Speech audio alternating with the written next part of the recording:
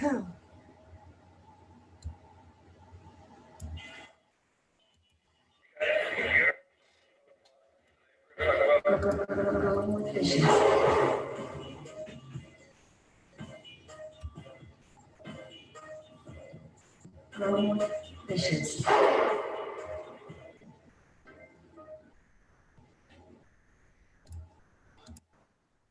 All right, everybody. How's everybody doing tonight? Welcome to the Growing with Fishes podcast, episode 214. Tonight we have Jordan River of the Growcast. Hey, everybody. Jordan River here from Growcast and mygrowcast.com. Thank you for inviting me back on, Stephen Reisner, one of my favorite people to speak to inside the cannabis industry and outside the cannabis industry, man. Big fan of what you do. Thanks, buddy. We're a big fan of all the stuff that you do and your coffee. So, Hell yeah, of course. The Coffee, Health, and Science podcast. Shout out. Hell yeah. And I'm Steve, the host of the Growing with Fishes podcast. And we do this show most Thursdays. I try to educate people on cannabis and aquaponics. I apologize about the cat and the dog tussling in the back. At some point, I'll have a bigger space when we get the new office finished. But you know how it is when you move into new spaces.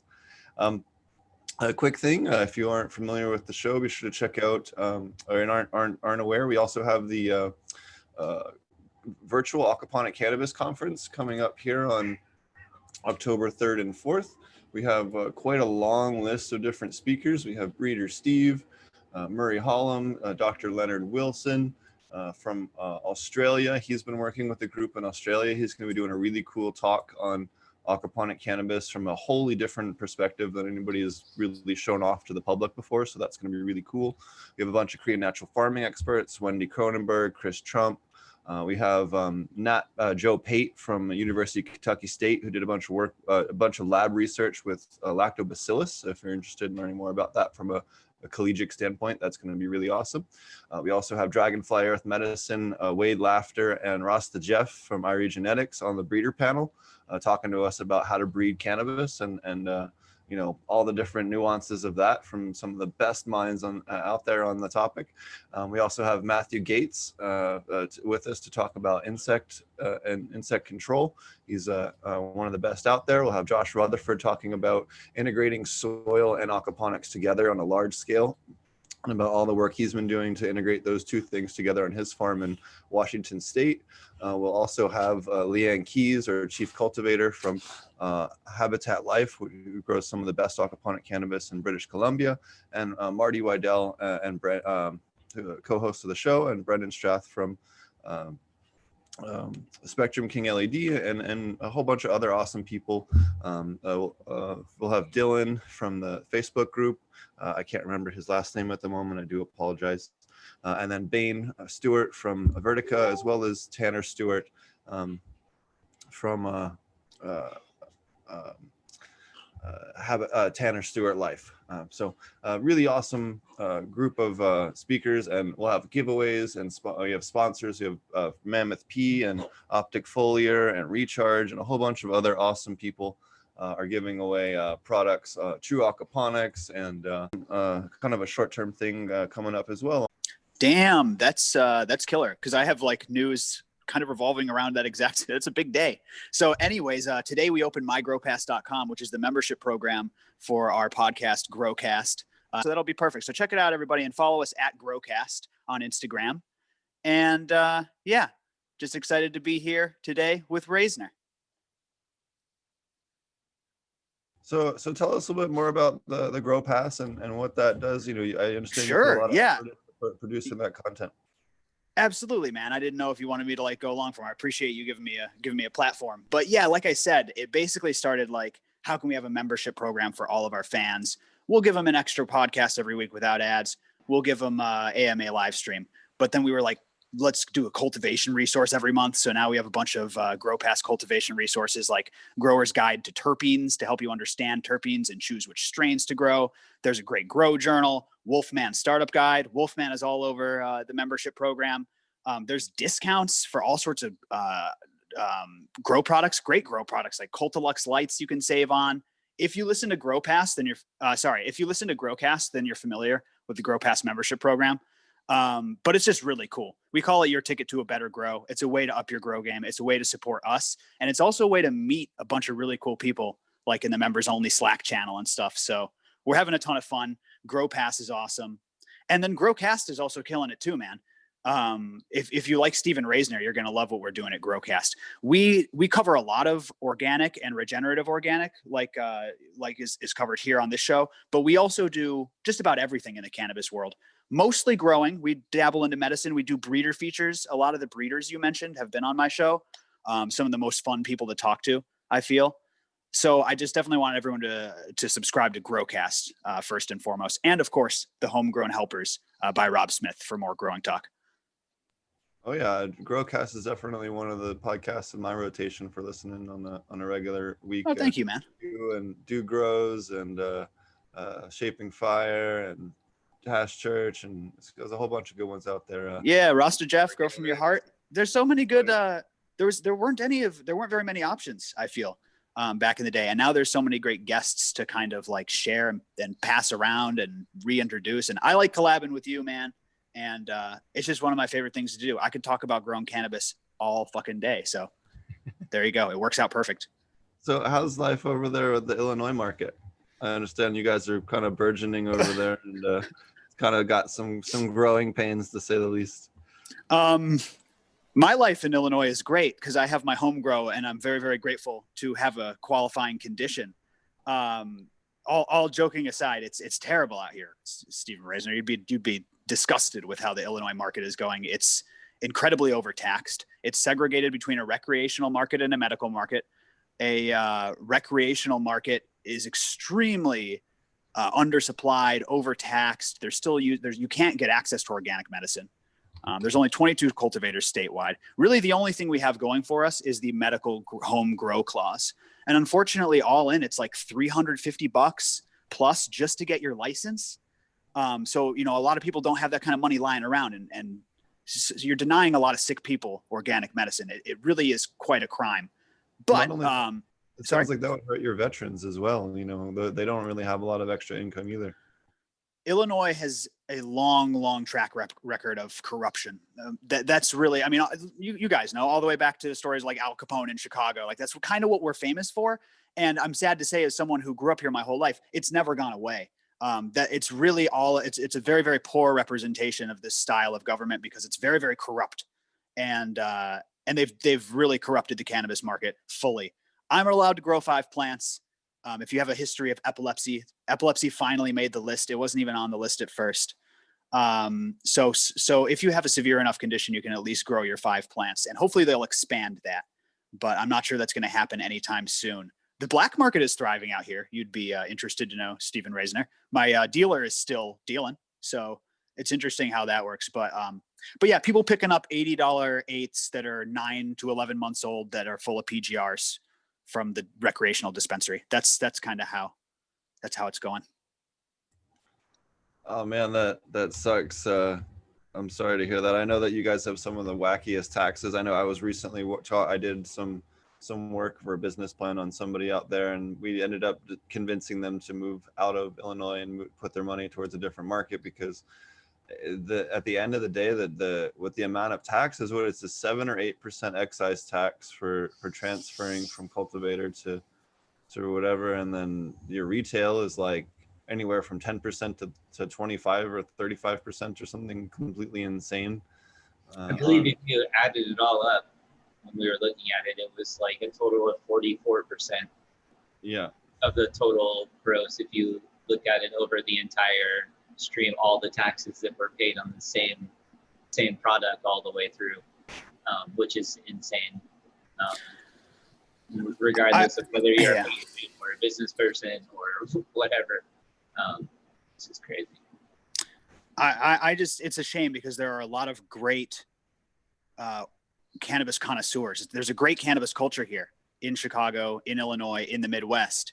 And they've just done such a poor job, and just all around, not just with the taxes. Everything's overpackaged. You can't even see the products. They're pre-weighed.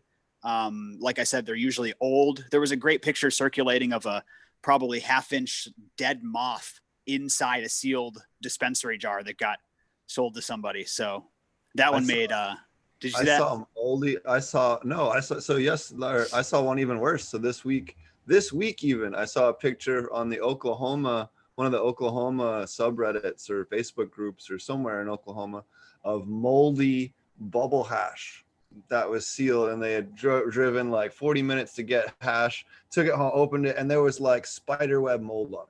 And it was like, what the hell? You know what I Jeez. mean? That's So- wild, man. Is Oklahoma more of a, I've kind of gathered this just kind of from talking to people, but you can correct me if I'm wrong. Is Oklahoma kind of all across the board when it comes to quality, which I imagine is what would happen if you're handing out licenses for very, very cheap? Yeah, so that's really the problem. Is you have a ton of well, this is a couple problems, but you have a ton of smaller producers that don't have any ability to scale. You know, they don't know how to scale.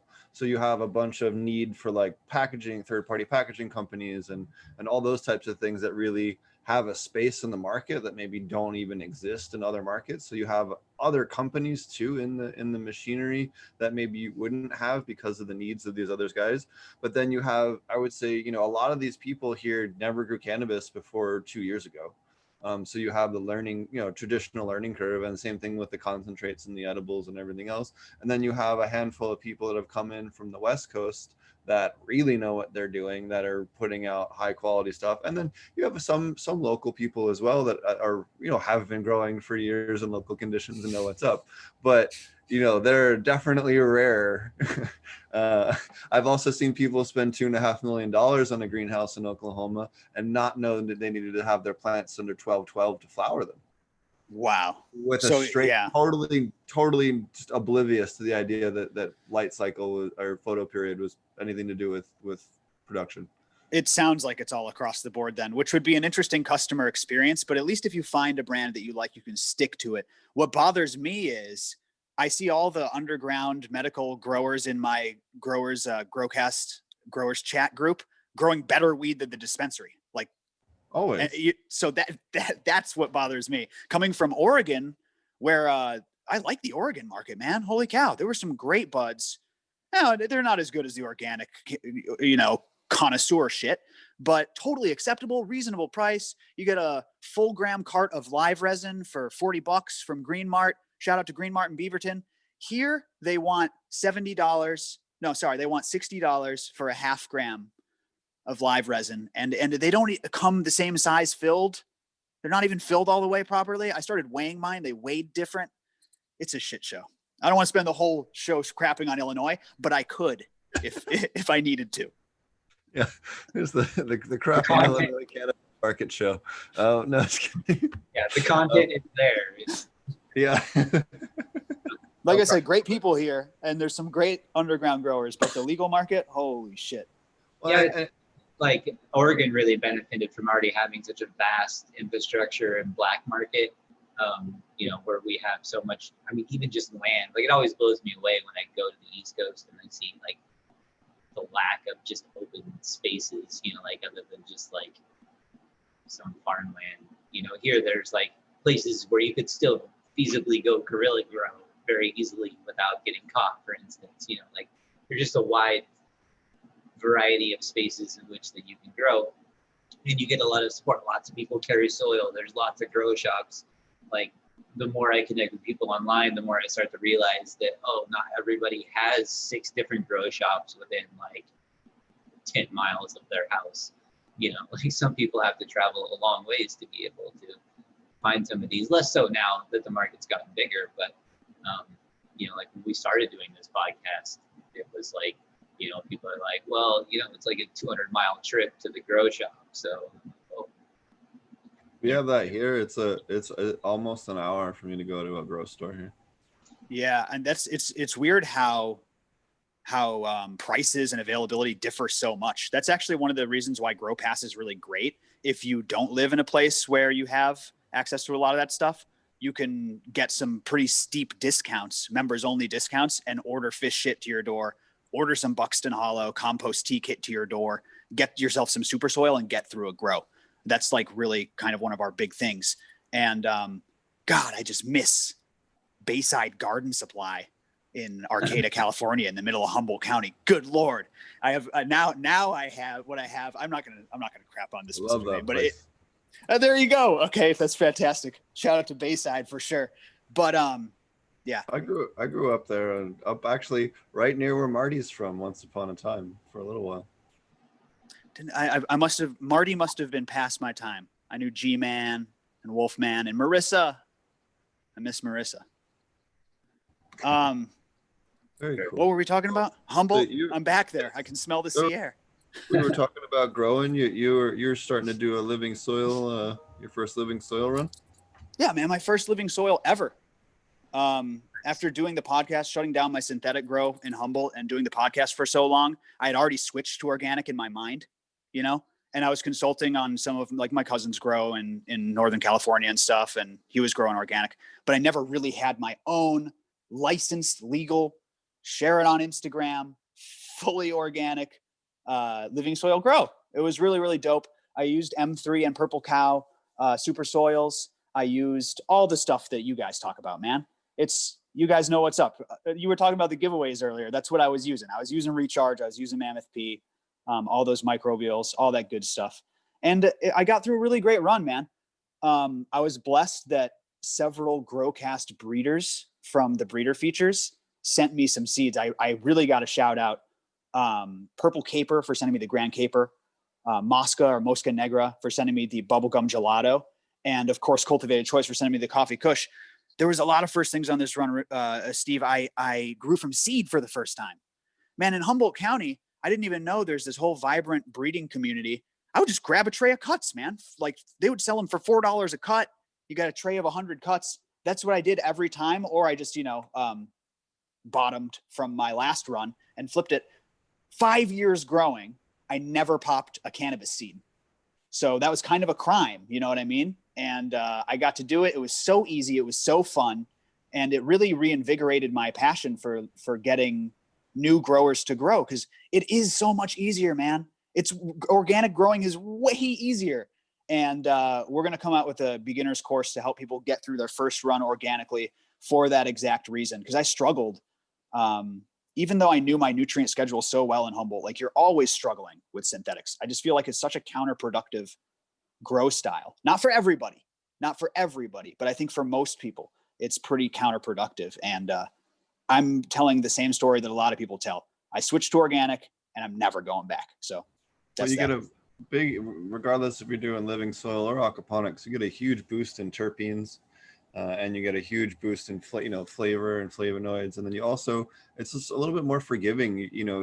There's a lot of other microbes and other things that can help kind of fix some of the issues or outcompete some of the pests and some of the other, you don't see root rot or pythium hardly ever in a good living soil or aquaponic grow, because you have plenty of other microbes that can either consume the pythium directly or eat the stuff that it would feed on and not even allow it to colonize to begin with, so kind of in a two, four, and that's just one example. But you have all of those different types of things that are going on in these organic grows that you don't have in a sterile hydroponic system. You know what I mean? So if you do have a pathogen that comes through, it can go get gangbusters because it's kind of got easy street set up for it.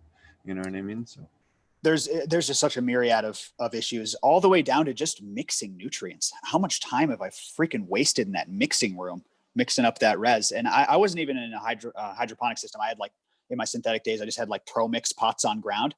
So I was like still watering, and I was familiar with all that process. But just mixing the nutrients, over mixing nutrients, lockout, leaving your res, and like, can I bubble it for a few days? And is it going to be good? It's like, man, I just skip all that. And, the other thing I'll tell you, though, since we're kind of on the subject of natural gardening practices, is when I kind of shut down my Humboldt grow in 2015, I'm stunned at the availability of the wide array of pesticides, natural pest solutions that have come out since 2015 and now. There are so many great options out there, man. Mammoth Can Control, formerly known as Biocontrol. Dr. Zymes, of course. Jack's Bug Be Gone. I am obsessed with this Jack's Bug Be Gone. It's a KNF formula. Wolfman likes Lost Coast Plant Therapy. All the microbial ones, all the oil ones, they're just better. Why did thing that's always awesome. been CDC results in dramatic I'm hearing something. Yeah, one second here. It just doesn't sit right. Doesn't sit right. Sounds like Wayne's with us. Yeah, I think it's Wayne had a little bit of a loop. It's okay. We can unmute. Oh, there we go. All right. Hey Wayne, how's it going?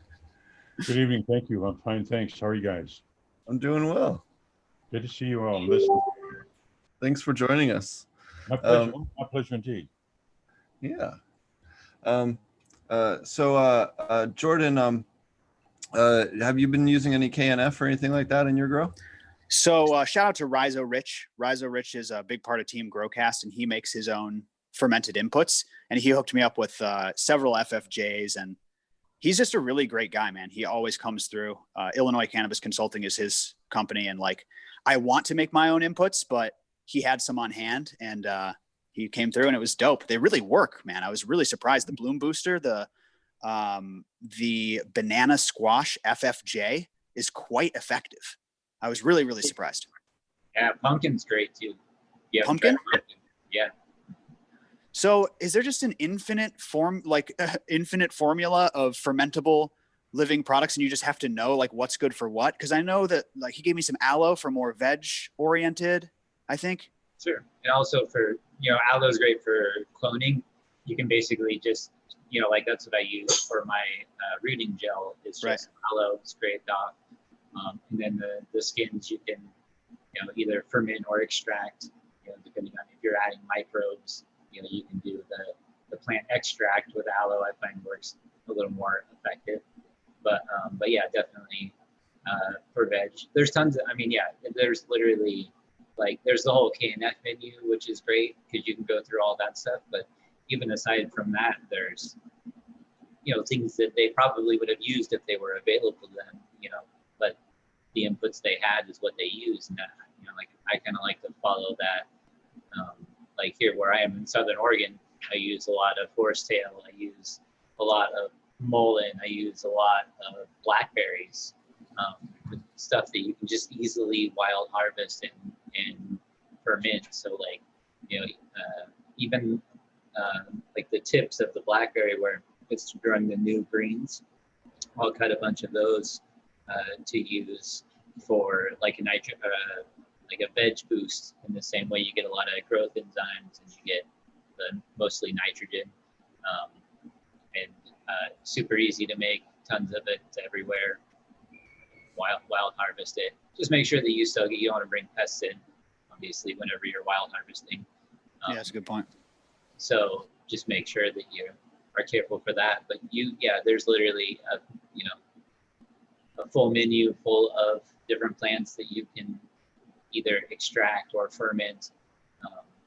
Look at your bioaccumulator lists. There's a bunch of different websites and colleges that have resources out there for bioaccumulators and the different nutrients, and you can ferment them either in FPJ or my favorite is also you can do them in lactobacillus ferment and actually do them as like a 15 to 20% of a lactobacillus base to unlock different components because you're fermenting it in a different way. The bacteria break it down in a different way and they leave different things isolated and behind in a different way. So there's a whole rabbit hole, and different species of lactobacillus break down different things and different species of bacillus break down different things. So that's kind of a whole huge giant machine that's kind of being figured out by everyone from people doing soil all the way to aquaponics. Lots of people in aquaponics are moving that direction now as well. So it's really this whole kind of way to unlock precursors to terpenes and increase plants' immune system responses. In the case of things like chitinase and fermented chitinase, you can increase the speed of flowering, all kinds of cool stuff. So like this is kind of some of the ways you can kind of cheat a little bit on plant growth, I guess, for lack of a better explanation. Damn, man. But you just answered my question exactly with the bioaccumulator list. That makes sense to me, that if they were accumulating that certain nutrient. I have to run in just a minute here, man. This flew by. This was not enough time. So I feel like we got to reconnect. Can we do that soon?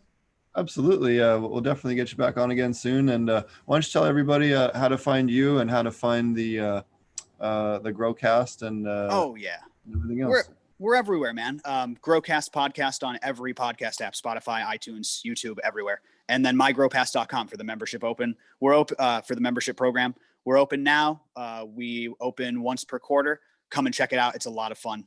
And Stephen, I really do look forward to speaking to you next time, my friend. Awesome. Thanks, buddy. Thank you so much. Cheers. Talk to you later, guys. Peace. Well, that was awesome. I don't know what happened to everybody there, if we have a problem with Zoom or what, but Wayne actually had was just going to pop on and say hi. He had to run. He only had so many minutes as well. We had some technical problems there in the beginning, so I do apologize. I'm going to end up having a slightly shorter show here. Yeah, so really awesome guest there. Thanks for having for Jordan to take the time to come on. We will also have a Wayne on again soon. I think Wayne's going to end up being a regular guest for us, or a regular panelist on the show. We had some stuff here in chat I wanted to get to. People had some questions. What do you guys think about Metric getting the Oklahoma contract for seed to sale? I think it's completely crazy to give the kind of thing to one business. I think that they should have just had a standard that any business could come in and meet, or, you know, say you have to qualify, and, you know, after, you know, some kind of inspection or some kind of vetting of period of time, as long as it meets the guidelines that the state needs. I think that should have been the way to do it. I think it's a bit of a monopoly to give it to one business. I think eventually you'll see that overturned long term, hopefully. I think I could see the feds doing something as well, where they want, you know, one of 6 or 8 companies doing all the track and trace. You know, we'll see how that shakes out, which would immediately overturn this type of thing as well. So I think there's a couple different ways that this might not work out too well. So I don't know, but, you know, we all saw what kind of clusterfuck happened in Oregon when they ended up going and allowing just one company to have the contract for that, because it ended up turning into an absolute nightmare. You had people waiting 3 months to get their concentrate to market, and it just totally collapsed the market there for quite a few months. And I think a lot of people forget that. You know, I certainly don't. I know Marty doesn't as well. Marty will be back here in a few. He had to step away for a moment. He had children aggro, but he'll be back. Amazon is my best go-to grow supplies. Yeah, internet definitely, when you live out in the sticks like we do, is the way to go. Big shout out to Recharge. Scotty is going to be doing a little bit of a talk on the show. Big shout out to Mammoth P. Colin and them sent us some hats and some Mammoth P. But I was digging around in my merch, looking for some stuff, and I actually found I have one of the rare limited edition Mammoth P hats that I don't think too many other people have. This one's definitely not one that they give out at most of the events. This one's just one that I got from Colin privately, or one of the other things. So I know some people collect some of the weirder ones, so we'll definitely have that up there for that as well. What else do we got going on? Oh, big shout out to Optic Foliar. Dinesh is going to also be giving away stuff and doing a little bit of a talk during the lunch hour. During the lunch hour of each day, we'll have 15 to 20 minute talks from a couple of our sponsors talking about their stuff. Just kind of gives me a time to eat in the middle of the day, and some other people a chance to you know, talk about their various things, and we'll do some giveaways and some other cool stuff as well at lunchtime as well. So that'll be a lot of fun. Who else? Foop Nutrients, which is a fish-based nutrients, will also be giving away nutrients as well during the event. True Aquaponics will be giving away nutrients. We'll also be giving away a nutrient reading to help people fix the nutrients in their system. So if that's something that you need, we'll also be doing that. For those of you that are unaware, Roger and I at True Aquaponics run the a subscription service over there on his website, True Aquaponics, for commercial breeders and commercial aquaponic growers, that we test your water and send you nutrients to fix the nutrients in your system. That is all fish safe and pre-dosed. So you just tear it open and pour it into your sump tank, and away you go, without any kind of guessing or measuring or, you know, trying to figure out dosing. We just do all the hard part for you. And for a flat monthly price that includes the cost of the nutrients as well, and the testing and analysis and all that. So it's quite a cool little subscription service. I'll also be speaking at the Aquaponics Association conference coming up. I have both a talk on microbes and a talk on aquaponic cannabis on Sunday. October, hold on, I'll make sure I get the date right. Sunday, October, shoot. I apologize, guys. October, I believe it's the 17th and 18th. So I'll be talking on the 18th. If you guys aren't familiar, the Aquaponics Association conference is a great little conference if you're specifically into aquaponics. They have quite a wide range of different speakers, from people that have little farm systems at schools all the way up to commercial producers and everything in between. So definitely something that you might want to check out. There's lots of cool talks on microbes and pest management. I'm just looking here on what the different things are. Certified organic, fish waste and fish nutrients, aquaponics in India, fundraising for your aquaponic system, STEM education, marketing, different tours of different video tours of different universities, all different types of cool stuff. Saudi Arabian aquaponics, yeah, all different types of things that are out there. So it'll be, and a lot of guests that have been on the show will also have things as well. So kind of a definitely an interesting thing. Some of the speakers from our Aquaponics conference will also be there, so giving different talks than the ones that they'll be giving with us. So really an interesting place to come and learn, especially different group of people than the cannabis people that you normally hear from. So, and they're always happy to hear from cannabis people, because cannabis people generally have a little bit more of a background in growing than a lot of the aquaponic people do. So it a lot of times makes for really great conversations and different perspectives that can help both sides learn quite a bit. So it's really cool.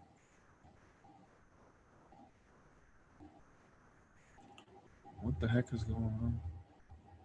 Oh, okay. So looking here in chat, Comfrey is also a good ferment. Yes, Comfrey FPJ is good. There's a product, I'm trying to remember the name of it out there that's really good for aquaponics as well. That's a fermented Comfrey product that's awesome. We're trying to get them on the show sometime. We just haven't been able to do it. I've been super busy. I was traveling 2 Thursdays ago, and then last Thursday, Marty and I were recording, and then I had some internet problems here.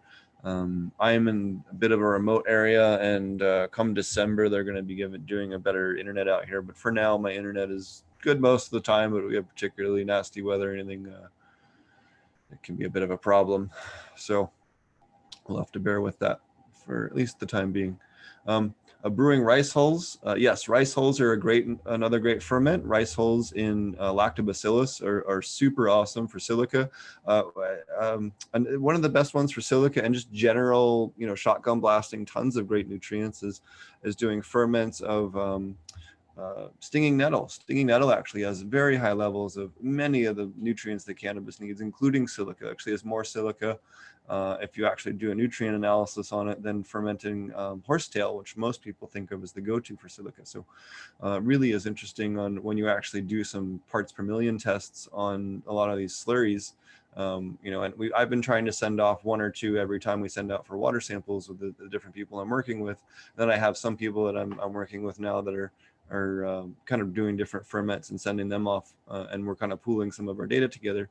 And this little group I'm working with, it kind of gives us access to a lot of these different things and kind of suss out, okay, well, what traditionally were we told had this nutrient, but maybe it actually has this other nutrient, or maybe it doesn't have that nutrient, or maybe it does, but only at certain times of the year. So I know this is a lot of stuff I think that just people haven't had a chance to fully flesh out. And I'm hoping to spend more and more time on that in the next year to try and unlock more of that as well. Yeah. Comfrey, again, also great FPJ, helps the plants reproduce and propagate and all that stuff. Just catching back up with chat. Have you used moving bed biofilm reactors? Would you recommend biofiltration? So MBBRs really are only useful if you have a DWC only. If you're doing media beds, or you have, you should, well, most aquaponic cannabis people are doing flood and drain with media beds. If you're doing that, the surface area of your media bed is thousands of times what is in your MBBR, making the MBBR basically useless, because the MBBR is what, 0.2% of the total surface area of all the media in your media bed, or in the bottom half of your pots and your indoor root zones, if we're talking about total surface area of square feet. So it's absolutely redundant and does very little for that.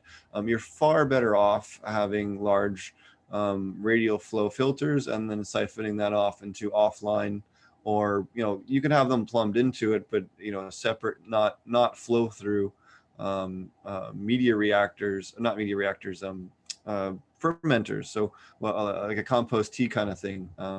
And we'll brew that in the compost tea brewers for anywhere from 3 days to 14 days, depending on what we're doing, but most of the time 3 days, and then siphoning off the nutrients from that, and then topping it back off, and away we go. And that works very, very well.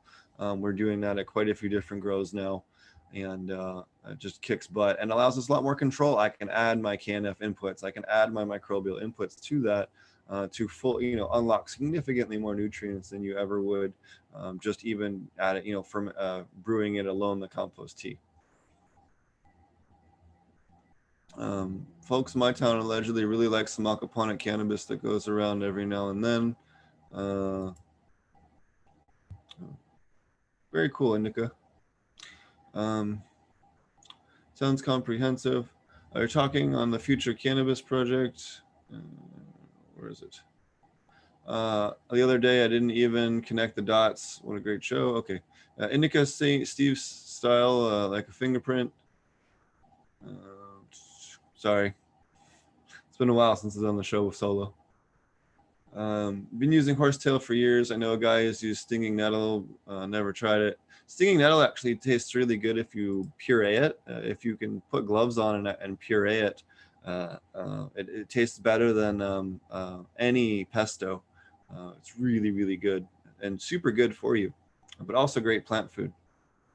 Willow water is also really good as well. We've talked about willow for cuttings, for making clones. So how often do you clean netting in your biofilters? I don't, unless there's a ton of junk in there, which there shouldn't ever be. You don't really need to clean them out, as long as you have the surface area on there. And mainly, again, they're mostly there just to slow down on particulates and grab the last little bit of it more than anything else. Your brush filters, or net filters, which sometimes they're called. Yeah, Jordan only had a few minutes. We had some technical issues. We were going to try and start earlier, and I had some problems getting the stream to work, so it all worked out. But we'll be back on. I'll be over on his show again next week, so if you want to find out more about Jordan. I was over there recently on his show about a month or two ago, and we had a great interview. So definitely check him out. And we've done a couple of episodes on his show. He's been on the show once or twice as well. So, oh yeah, stinging nettle is, someone says, really? I love pesto. Yeah, stinging nettle is much more rich flavor than pesto. It's like a really good pesto your grandma made. You know what I mean? It's has just the depth of flavor is much better. And I had never had it until I was at Dragonfly Earth Medicine's farm way up in BC, and they had made it, and it was one of the best foods I've ever had. It was so good. All right, so we'll recap here.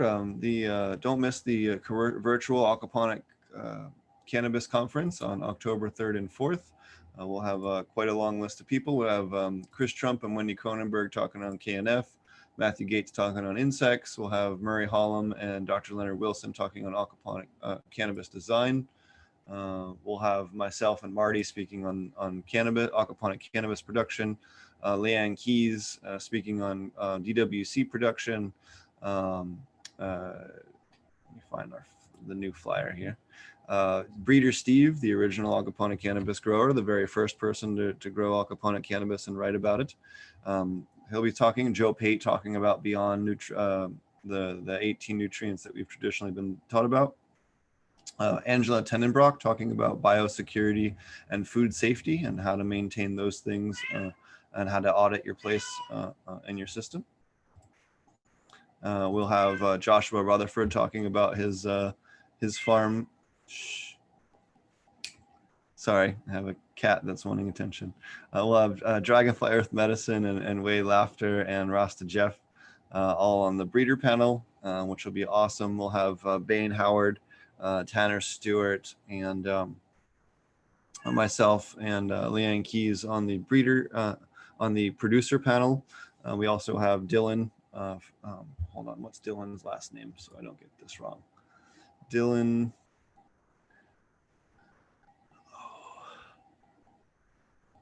Sorry, I should have wrote his last name down beforehand. I talked to him so much, I just know his first name. Anyways, a gentleman who grows in far northern Canada, who's, in my opinion, one of the best growers under the radar in terms of aquaponic cannabis. He grows some really, really fire buds and posts some incredible pictures on a regular basis. So definitely another great person to throw into the panel. Dylan McAdams, so that'll be awesome as well. So super stoked to have him on and on that panel as well. And then we also have a very loud cat, Brendan Strath from Spectrum King talking to us about lighting as well. Then I left and came back and everyone was gone. I think Steve's going to get his cat. Yeah, he just needed water. It's okay. He's good now. Good. All right. I left. There's 2 people here. Yeah, Wayne had to run. But yeah, so definitely check that out, the virtual Aquaponic Cannabis Conference on the Potent Ponics YouTube channel right here if you're watching this live. And it'll be 8 a.m. to 5 p.m. Pacific on October 3rd and 4th.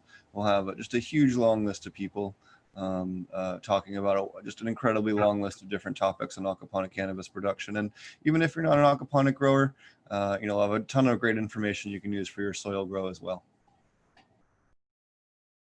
And Marty and I have also been working really hard on getting the commercial aquaponic cannabis class recorded. We've been chunking that out and adding a lot to it, more than we had originally intended.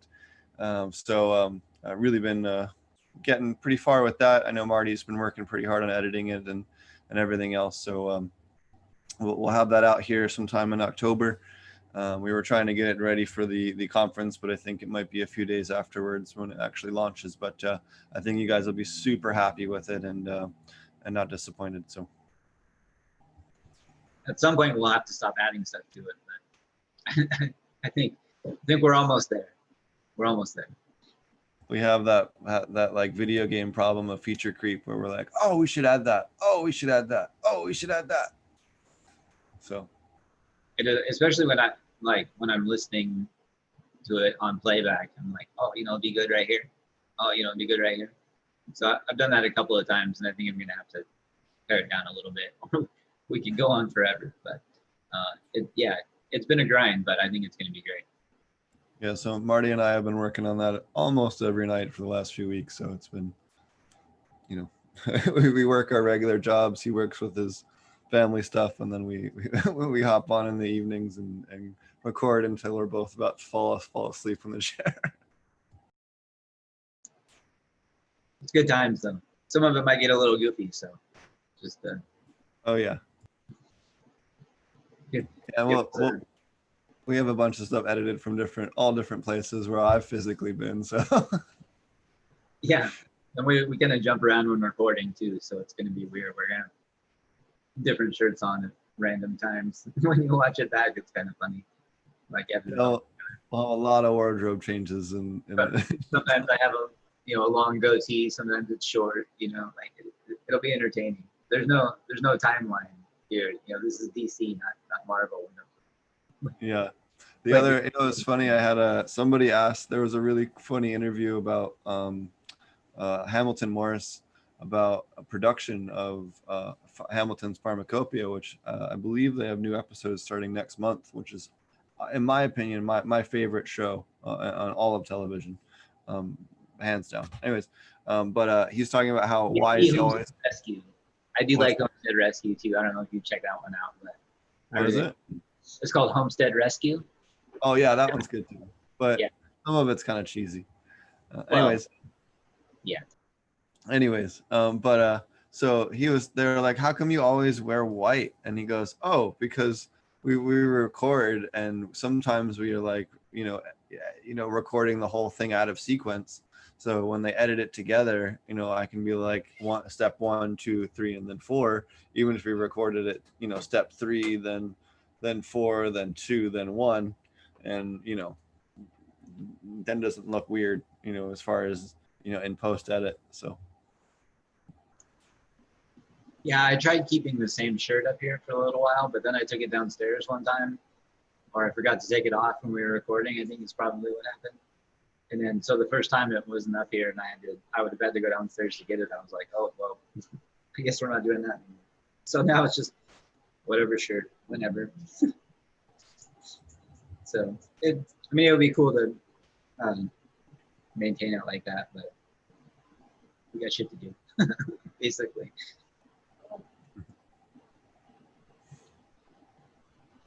Alrighty, well, did you have anything else you wanted to add? If not, I guess we'll wrap up the show a little bit early, and we can go back to recording. I don't think so. I mean, you gave a shout out to everybody already and talked about the rest, so I think we're good. Yeah, thanks again, Wayne Justman, for popping in. Even if we didn't get a chance to to talk much, he'll be on the show regularly. I think he's been good friend, and and stuck there in San Francisco, doesn't have a ton of social avenues, so it'd be fun to have him on the show. And he's a good friend of ours, and we always love having him on. He always has a bit of a different perspective, and on some things a much more mature perspective, in some ways on some of the politics stuff of cannabis. So it's always a great person to listen to. So yeah, it's just great. Yeah, I'm excited. I kind of thought you'd still be here because he usually hangs out for a while. But yeah, that's all right. Yeah, otherwise, I don't know. On my end, I don't have a lot going on. I'm going to try this new thing in the flower room. I'm going to start half of the plants in flower, and then I'm going to wait a few weeks and then start the next half in flower. So by staggering them, I'm hoping to better balance my nitrogen. So, because I'll always have some plants that are stretching in that cycle where they're still consuming nitrogen. And I'm also going to mess around with kind of the Mr. Green Gene's method of just sprouting a seed under 12-12 and growing it to seeing how high it will grow before it starts flowering. Just because I'm interested to see what a couple of different strains will do. And he's talked about that a couple of different times, and I think that's pretty interesting. So you're sort of treating it like an auto flower, except for, it's still being triggered by the photo period. It's just under 12-12 from the time that the seed sprouts. So it's not going to flower right away. I know, was it you that was talking about them doing that in Jamaica because they're of the schedule, the light schedule they have, that they'll just flower right away and their plants are only like 2 feet tall. Yeah, they're all like waist high to shoulder high across. Well, I got video of it actually on my YouTube channel. Yeah, that's what I thought. I just want to make sure I wasn't confusing you with someone else because I'm a stoner. But but yeah, so the idea is to kind of find a strain that would do that consistently indoors. so that I could grow some plants from seed. Ooh, that's nice.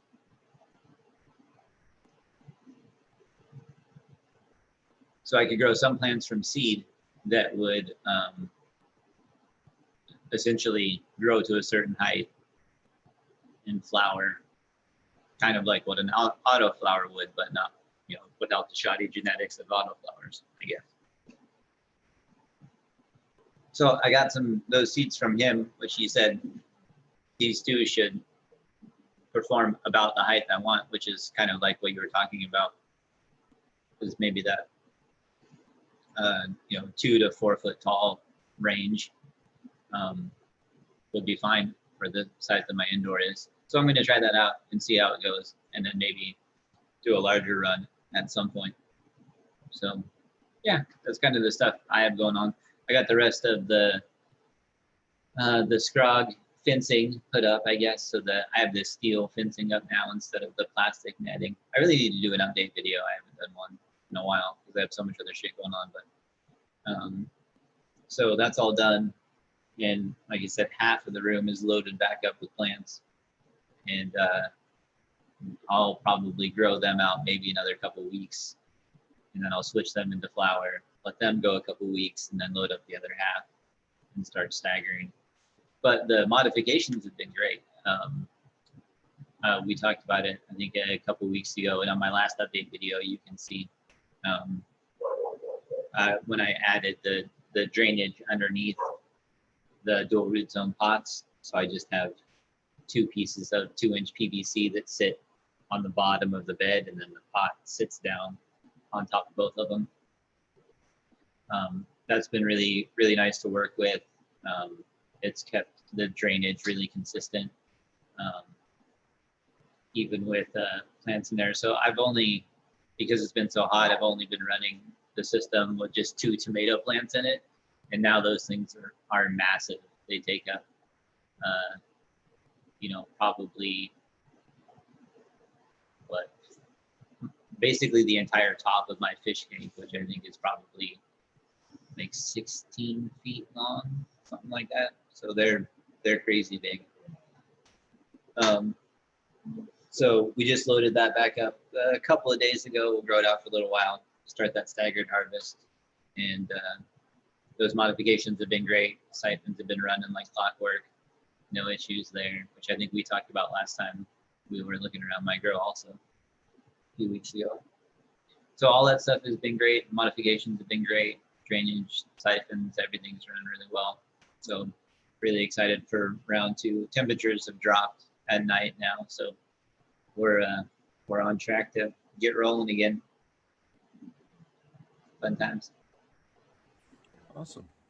Yeah, we're just building out. We have a greenhouse we're going to be helping put up here soon, so that'll be fun. And then we have some indoor spaces that we'll be growing in. I have some breeding projects. We'll be bulking out my Reunion Island seeds and just doing a back cross open pollination, as well as my landrace Zimbabwe. So we'll be doing that just to bulk out seeds, and then I'll have those to give away to people. And help, pheno hunt some for me and find some good shit out there and give some people access to some crazy shit they don't have access to normally. So that's kind of stuff that I've been doing, and then just playing with some edible stuff we're working on. We have some drinks and some other stuff we're working on for the Oklahoma market. We've been getting out there, but if you're in the Durant, Oklahoma area or Southern Oklahoma area, tomorrow at Bubba's Brew House, there's a patient drive from 3 to 8 p.m. We'll be there. Giving out some samples and stuff and educating patients on cannabis. And then on Saturday night, there's the Smoke and Glow at Bubba's Brew House from, I don't know what time it starts. I believe it's 5 or 6 until, I believe at 10 o'clock. Don't quote me on that. It might be a little bit earlier or a little bit later than that. But we'll have all kinds of goodies there. If you want to come check it out, come say hi. Definitely cool chance to come hang out with us and try some of our stuff. So it'd be a great time, and also nice to be able to go do something fun in the era of COVID, to being penned up. For sure. All right. Well, thanks again, Jordan River, for popping on, and be sure to check him out over on the Growcast and the Grow Pass. He does a lot for the community out there. And Marty, why don't you tell everybody how to find you?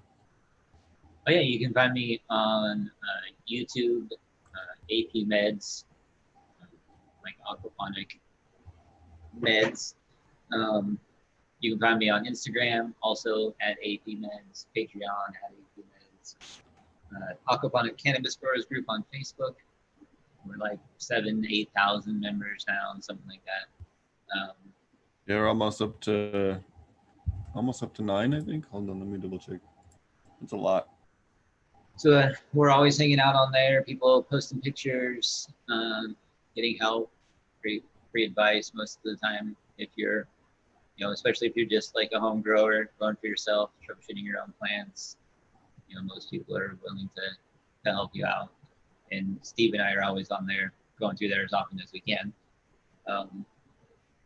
So check us out on there. You can find us on there just about any time. Post a picture, and lots of other great resources in there besides us as well.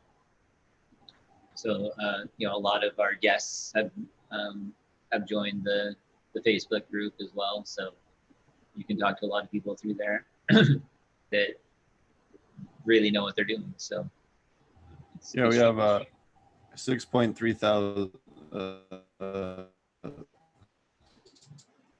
6.3 thousand members on the Aquaponic. Facebook.com/groups/APCanna in order to connect to it. It doesn't come up always in the search because it has cannabis in the name, so you do have to type it APCanna after groups in order to actually find it sometimes. Right. Yeah, I remember you were talking about that before. So yeah, so those are the easiest ways to find me. You can look me up on there. Like I said, Instagram. I don't know if I mentioned that or not, but also at AP Meds. Always doing stuff on there also. So yeah, hit me up, message me, whatever you guys need. And we have tons of great info over there. Like he's saying, people growing from all over the world. We've had people on there from Jordan and all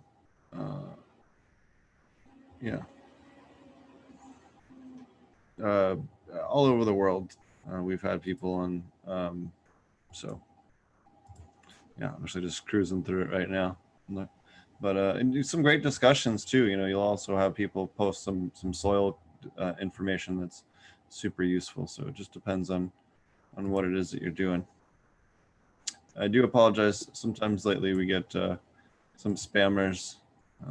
Seems to be much worse post UI change. I don't know why, but it seems like they fucked up a lot of the blocking and stuff like that. So it's definitely made moderation more annoying and harder with the new UI change to Facebook. So I do apologize if you have seen a little bit more spam than before. Alrighty, and you can always check out the Ponics YouTube channel. We have hundreds of hours of content. I think we're approaching 400 or approaching 500 hours of content. We're almost at 9,000 subscribers now. Never would have thought we'd have this many. I think I don't even know what's the total analytics are on the channel now, but it's getting crazy. We average quite a few. 200 episode 200, 214. So yeah, 214 of the podcast, and it's really awesome. We average.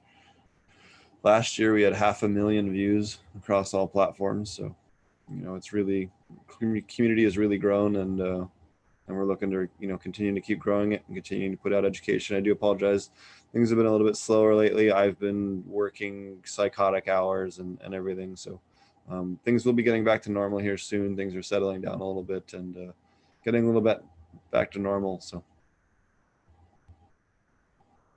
but yeah. Alrighty, and so we'll catch you guys again soon, and we'll see you guys later. Be sure to check out the Ponics on YouTube, SoundCloud, iTunes, iHeartRadio, Spotify, or your favorite podcast app. See you later, everybody.